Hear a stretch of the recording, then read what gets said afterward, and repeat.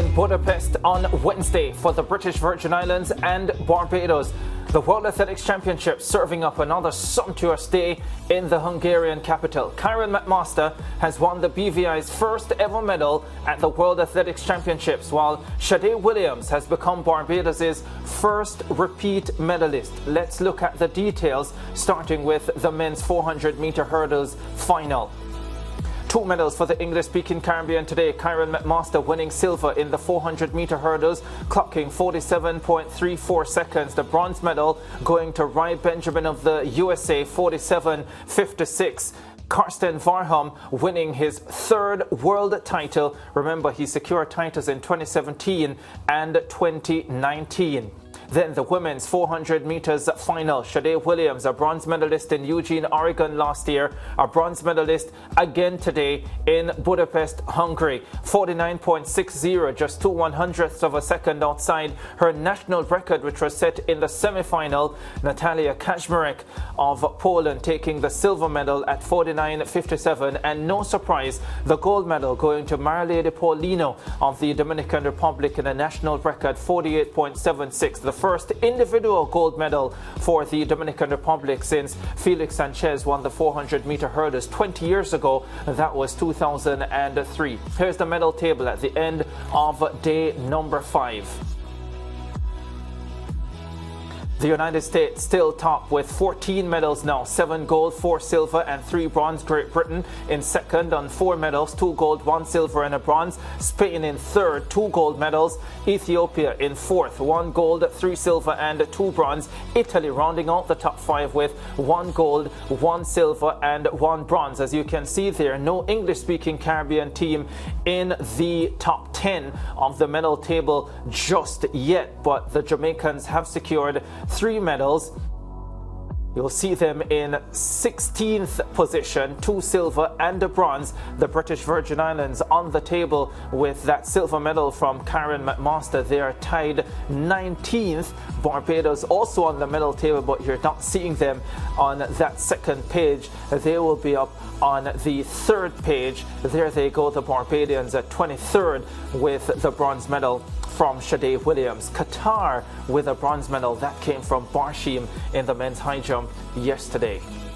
We are joined by 2 special guests. In-house analyst Leighton Levy, he's in studio, and 2013 World Championship 400-meter hurdles semi-finalist for Jamaica, Danielle Dowie. She joins us via Zoom. It's a pleasure to have both of you as we discuss the World Championships from Budapest, Hungary. And Leighton, I'm going to start with you since you're in studio, and the 400-meter hurdles and Karen McMaster. We asked the question leading into the World Championships, will this be the year for him? Will this be the championship that he finally gets a medal for the British Virgin Islands? 4th before at the World Championships, 4th before at the Olympic Games, and you can add the multiple mishaps outside of those, but finally he's gotten it right and he finishes behind Karsten Warholm. What a moment for the young man, and what a moment for the BVI. Put it all into context for us. Massive, massive accomplishment for Karen McMaster. Remember, we had this discussion earlier this year, and when I still thought that he was with Dennis Graham, moved down to Florida to Gary Evans, who I spoke with just a couple of weeks ago. And Coach Evans says he has made great progress for somebody just coming to the camp, but he expected him to medal.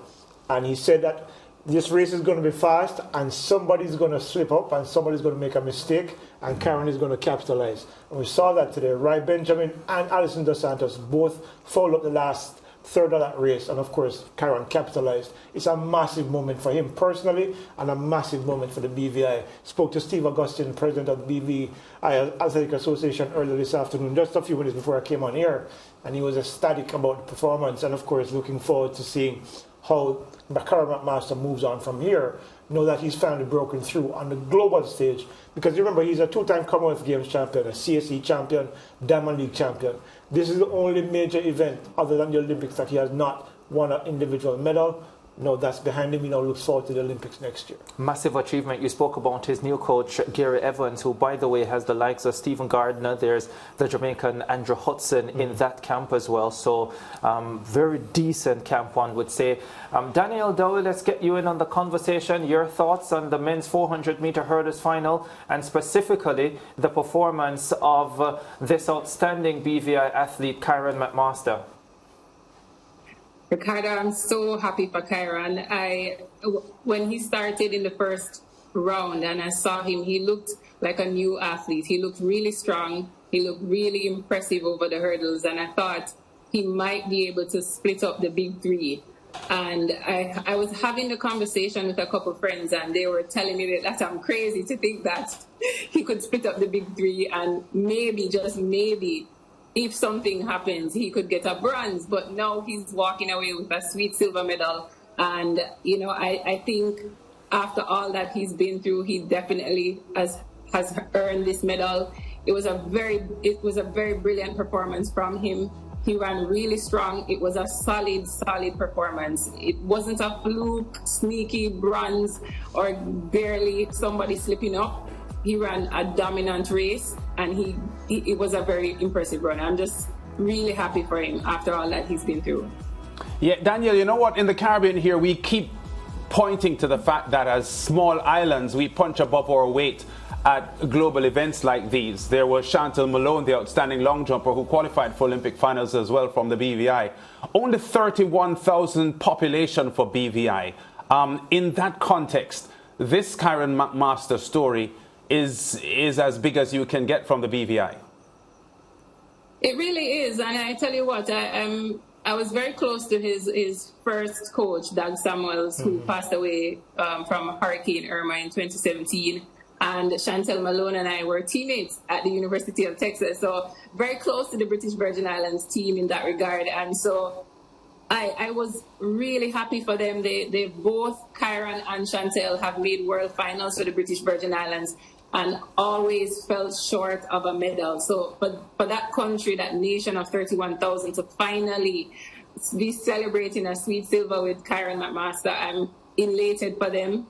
It's well deserved, and you know, they also have young Adesha Hodge, you know, making it through in the semi-final. It's going to be tough for her. Unlikely that she'll make the final this time around, but again, she's representing a nation so small, so tiny, and doing big things on the world stage. So they have very few competitors, but they always bring high quality competitors to these world games. And remember, just a quick point there to add to that. They sent three athletes: Ricardo Brathwaite, Adesha Hodge, and of course Kyron McMaster. So their return right now has been really, really good, given what, you know, the team that they sent. You know? Yeah. The maturity, Leighton, that he showed going through the round. Still speaking of Kyron McMaster, he won his semi-final in 47.72. Not as fast as a few of the other men going through to the final, but it was clear that he had saved a lot for this big race. And it showed in the final as well. Yeah, look, one of the things that Gary Evans pointed out was that one of the major projects they were working on with Kyron this year was to get him to just free his mind and concentrate on running. What he said to me is that Kyron tends to overthink a lot about everything. He wants to be the agent, he wants to be the coach, he wants to do everything. He said, just free your mind, your job is to run. My job is to coach, your agent's job is to do what he does. Just free your mind, focus on running. And I think we've seen that. Now that he's focused on the right things, he's now able to strategize, knows what he's capable of from round to round, what he needs to do, and then come to the final and run well. What was very impressive for me was how he was on Varholm's shoulder coming off the 7th hurdle, I think it was, and he did not panic. He held his nerve, focused on what he needed to do, and while Ray Benjamin was falling apart and Dos Santos was falling apart in their respective lanes, he actually surged through to grab a very valuable medal for his country. Yeah, Daniel, before we move on from the 400-meter hurdles, I just want to get a quick comment from you on the performance of the Jamaican junior Rushan Clark, Austin Sealy Award winner at the Carifta Games earlier this year, delivering a world under-20 record in the semifinals, 47:34. Incidentally, the identical time that McMaster has run to win the silver medal in the final. So a word on the youngster and his overall performances and achievements in Budapest. So his overall performance, I mean, he broke the national record, the world junior record again, and just 19 years old, he was competing so fearlessly. I watched him at the line at the start of the finals, and he was rearing and ready to go. And after that semi-final, breaking the record a second time, the world junior record, I thought, you know, maybe I'm crazy because I was banking on these two Caribbean men, one of them to split up the big three, and everyone thought I was crazy, but I saw the writing, and, you know, Kyron got the silver, he got the fourth. It's his first world championship. He's 19 years old. There's so much ahead for this young man. I'm really impressed. Both of them really were my performances of the day. Because I was long awaiting that medal for Kyron, and I was so impressed with Clark that, you know, I just wanted to see what he was going to do in the final, because I realized both their headspaces were in the right place. They were fearless and they were ready to challenge the big three, and that was what it took, and it got them super good finishes in this final. Yeah, Leighton Levy, 48.07 in the final, 47.34 in the semi-final. A bridge too far for the 19-year-old. Technically, was he not as efficient as he was in qualifying? I mean, what do you put? I mean, let's be honest. Fourth place is a massive deal for the young man. But now just speaking specifically of the time.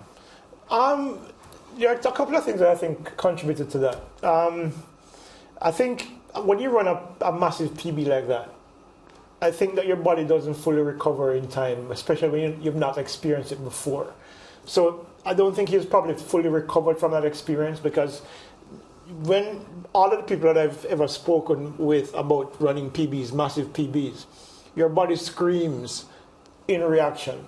So to come back today and then running that final against the fastest in the world would have been a challenge. However, if you look at what happened mid-race, I think he got swept up with the initial speed of that race, with Varholm and Rai Benjamin, you know, who took off like bats out of hell, and he went with them. And I think mid-race you saw him literally back off because he just couldn't go any faster. His body wasn't ready to take it. His body was ready to go there yet. And I think in how he recovered from that and eventually came back to come fourth, I thought was remarkable. And it speaks to his mentality, and it speaks to the fact that I think he's not that far away from where these guys are. As we look to his improvement, and maybe Daniel can comment on this as well, his foot speed is solid. He obviously has confidence and self-belief, which are huge factors.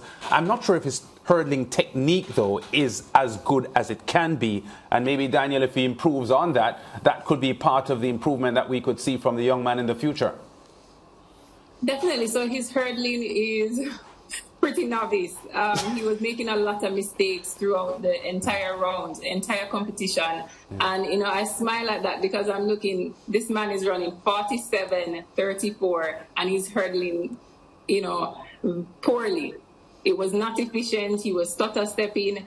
And the best thing he could have done was run aggressively and attack the hurdles and try to keep his stride open. And he was doing just that in the final. So he really ran the best race he had. And I know the time isn't as fast as the semi-final, but if you notice, all the times are slower. So sometimes when you go that hard, sometimes we know that the semi-finals can be tougher than the finals. And we see even Varholm didn't even run a season's best as well to win that race. So the conditions might attribute to that, because overall for the day we saw slower times. Only a few people like Mary Lady Paulino really ran a national record and a personal best. So I think he put together a solid race for where he is technically. And I mean, at 19 years old, he's still new to the event. Sometimes it takes years for athletes to master the technical parts of the 400 hurdles. But he was doing the best he can, and he stayed open, and I think he ran pretty well. Yeah, Daniel Dowie, World Championship semi-finalist in 2013. Leighton Levy is also here in studio with us as we discuss the World Championships from Budapest to Hungary. A quick story on Rashawn Clark. His primary school coach told me that when he was leaving primary school to go to high school, he had to send him as a package deal because the high school coaches did not want Rashawn Clark. They wanted a female athlete, and the primary school coach said, well, if you're going to get the female, you're going to have to take Rashawn. And look at where he is now. Well, we take a break here on the SportsMax Zone. Remember, 15 territories. We're on the SportsMax app across the region. When we return, we'll be talking about Shade Williams and her historic bronze for Barbados.